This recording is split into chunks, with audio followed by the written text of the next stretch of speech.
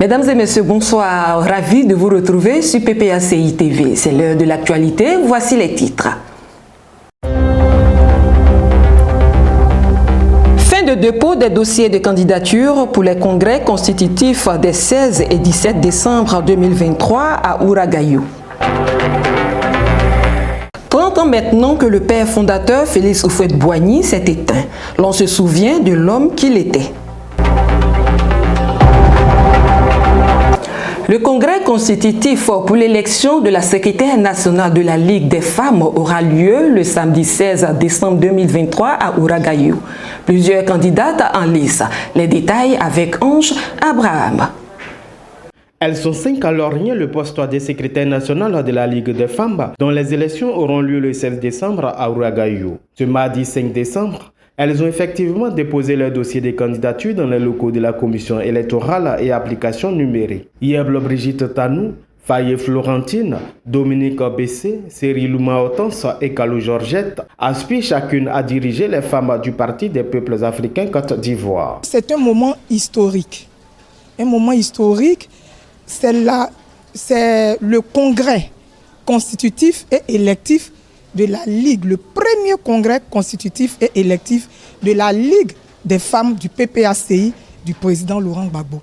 Donc pour moi, être candidate à cet important congrès est une satisfaction et ce sont des sentiments de joie qui m'animent. Je suis candidate au poste de secrétaire national de la Ligue des femmes du PPACI.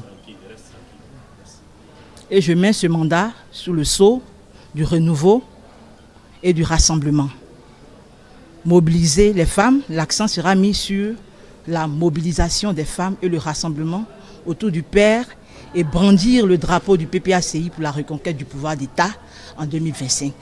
C'est un honneur pour moi et une joie de franchir la première étape qui est celle du dépôt des candidatures.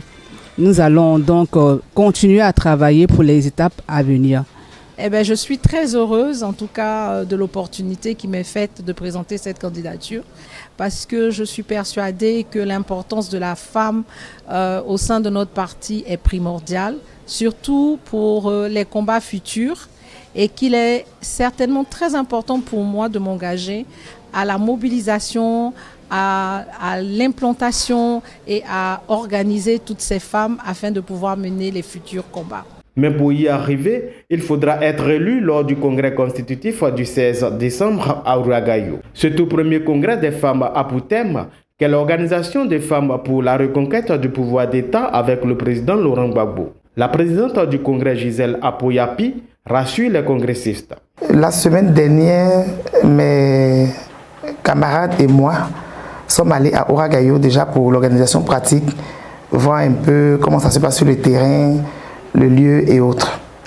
Et ensuite, on a les candidates qui, elles aussi, se préparent. Tout se passe bien. Je peux dire que tout se passe bien dans un premier instant, tout se passe bien.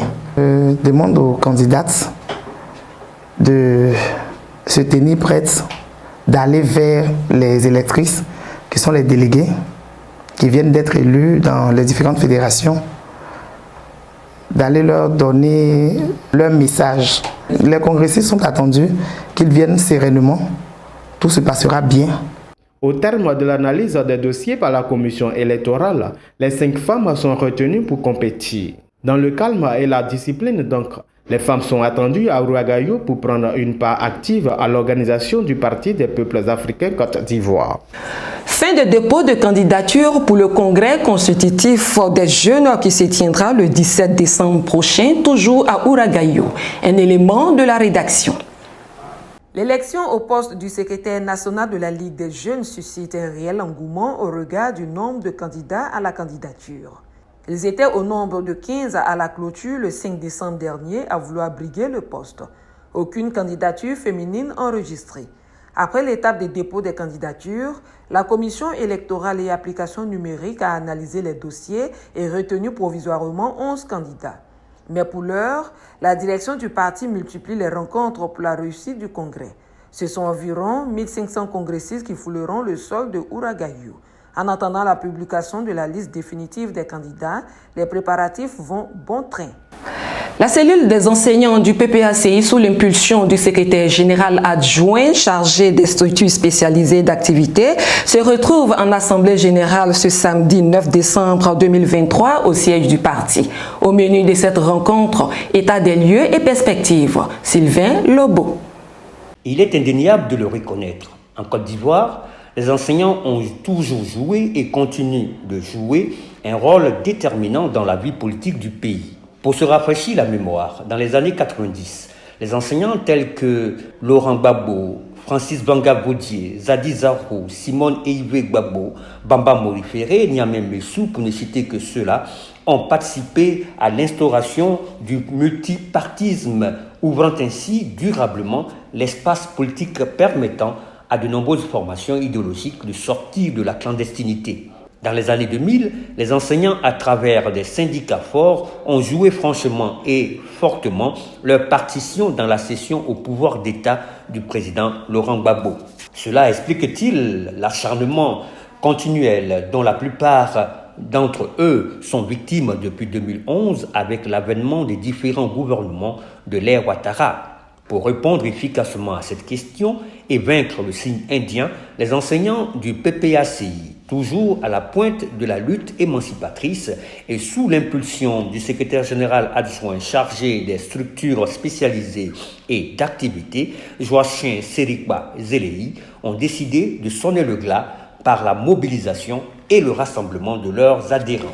La cellule des enseignants PPACI organise donc sa toute première assemblée générale dont l'objectif est ici fixé tout en rappelant les actes forts posés en leur faveur par le président Gbagbo durant son mandat à la tête de l'État de Côte d'Ivoire. Les objectifs de la tenue de cette assemblée générale sont multiples. On peut citer entre autres la réorganisation du corps enseignant qui est un pilier essentiel du parti, et afin d'aller à la reconquête du pouvoir d'État. Parce que ces enseignants sont quand même un élément, comme je l'ai dit, un pilier essentiel. Ce sont des cadres qui sont en contact avec la population la plus défavorisée et qui servent, qui nous aident dans la formation et dans l'éducation des militants. Lorsque le président Laurent Gbagbo prend le pouvoir, pour plusieurs actes, et entre autres, on peut citer le rétablissement de cette injustice, qui fait en sorte que pour le même travail, la même fonction et le même niveau, tout le monde avait le même salaire. Il a pu rétablir ça. Mais en même temps, en plus de cela, le président Laurent Gbagbo il a pris une décision pour reclasser les enseignants. Avant, les enseignants qui avaient la formation de CAPES, après leur CAPES, a été au grade A1. Grâce à la politique mise à part par le président Gbagbo, ils sont montés à A4, d'autres même à A5. Quant aux éducateurs qui étaient B3, ont été reclassés à A3. Et cela a eu un impact sur les indices qui a eu pour conséquence l'augmentation de leur salaire et l'amélioration de leurs conditions de vie. Plus de ça, il y a eu aussi, nous avons la situation des logements des enseignants. Le président Gbagbo a revu à hausse la prime de logement des enseignants. Qui dit le PPACI dit enseignants. Qui dit la gauche démocratique parle d'enseignants. Je crois que l'occasion leur est donnée de venir le samedi 9 décembre à cette assemblée générale pour que nous fassions le point et puis nous fassions des perspectives, des projections pour la Côte d'Ivoire. Parce que c'est grâce aux enseignants que nous sommes ce que nous sommes. C'est grâce aux enseignants que la Côte d'Ivoire peut espérer des lendemains meilleurs. Cette toute première assemblée générale de la cellule des enseignants, PPACI, obéit aux directives données par les instances du parti. Les enseignants feront l'état des lieux de leur organisation au plan de l'implantation. Ils réfléchiront également sur les perspectives parmi lesquelles figurera en bonne place l'organisation d'un congrès des enseignants en 2024.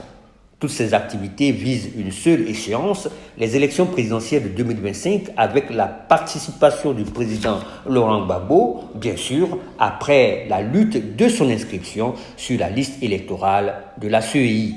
Félix Houphouët-Boigny, premier président de la Côte d'Ivoire, auteur de la citation « La paix n'est pas un vain mot mais un comportement ».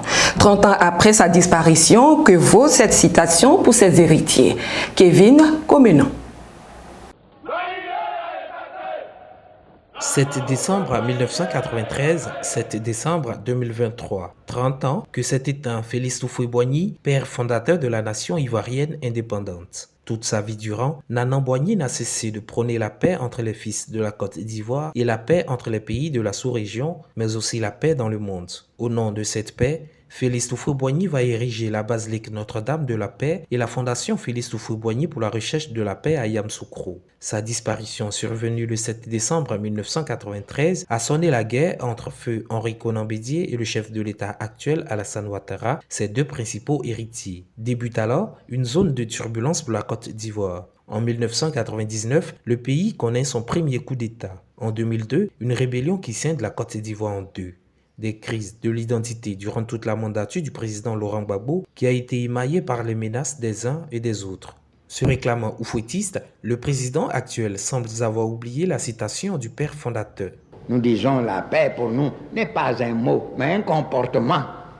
Plus de 12 ans après la crise post-électorale, la Côte d'Ivoire est toujours en quête de réconciliation. Les prisonniers politiques, civils et militaires croupissent dans les prisons. Des enfants passeront encore une fois une énième fête de Noël sans leurs parents à la maison en cette fin d'année 2023. Je répète, ici, à Lakota, qu'il faut libérer les prisonniers militaires et les prisonniers politiques. Je répète ici à Lakota qu'il faut libérer les prisonniers militaires et les prisonniers politiques. Or, qu'est-ce que j'apprends? Qu'est-ce que j'apprends? J'apprends qu'en plus de ceux qui avaient été arrêtés et dont nous réclamons sans cesse la libération, ils ont arrêté un jeune là, Steve Biko, en Mauritanie. Il paraît qu'ils ont arrêté encore un autre qui serait militant du PPACI, qui est un jeune qu'on l'a arrêté aussi. Plus 2 militants de Soro, enfin, on arrête. On arrête. Gouverner, ce n'est pas arrêter des gens. Gouverner, ce n'est pas mettre des gens en prison. Donc, je m'insurge, notre parti s'insurge contre toutes ces arrestations qui se font sans normes ni règles.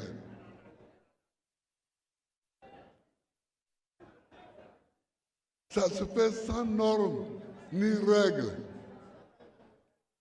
À tel point que la Macar d'Abidjan, ils ont nommé ça maintenant le PPA.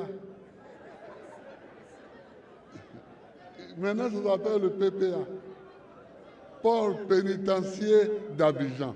PPA. Ça veut dire que maintenant, c'est nous qui allons remplir ça, quoi. Le PPA. Quand même. Moi, j'aime beaucoup l'humour, mais quand l'humour est noir comme ça, c'est trop triste. Malgré les appels incessants pour leur libération demandés par le président Laurent Gbagbo et toute la classe politique ivoirienne, le fils de l'homme de paix reste dur de la feuille. 30 ans après, fort est de constater que le président Félix Houphouët-Boigny a bien laissé un héritage, mais un héritage qui divise. Vous avez eu en face de tous ceux qui se servant des moyens de l'État ont voulu vous diriger dans un chemin sans issue.